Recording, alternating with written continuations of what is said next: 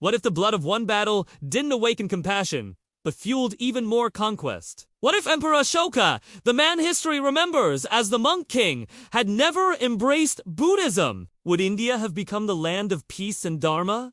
Or the heart of an empire that cast a permanent shadow over the ancient world?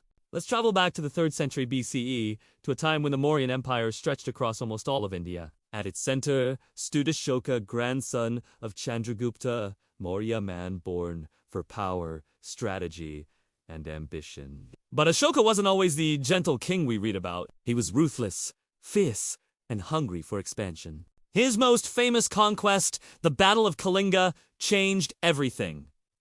The war was brutal. Over 100,000 people were killed. Bodies filled the rivers, and the land turned red. And it was this horror that made Ashoka drop his sword and turn to Buddhism, peace, and compassion. He built hospitals for people and animals, carved moral teachings onto stone pillars that still stand today, and sent his own children as monks to share peace across Asia. He became the emperor who conquered without war. But let's flip the story. What if Ashoka had never felt remorse? What if, standing on the battlefield of Kalinga, instead of guilt, he felt triumph? Imagine Ashoka seeing the burning fields not with a heart full of remorse, but with a conqueror's cold calculus. The rivers of blood onto horror to be mourned, but the cost of business for an empire destined to swallow the world.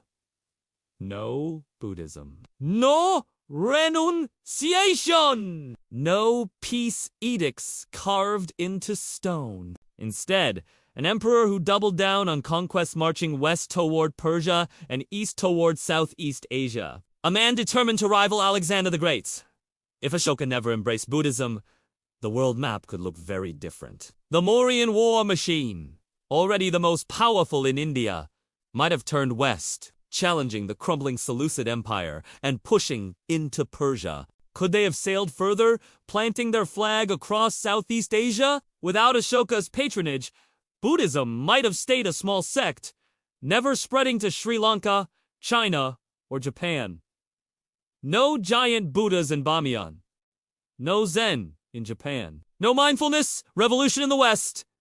Instead, India's legacy might have been one of endless conquest, not peace. The cultural DNA of Asia would shift entirely, with philosophies of peace replaced by ideologies of power. It's staggering, isn't it?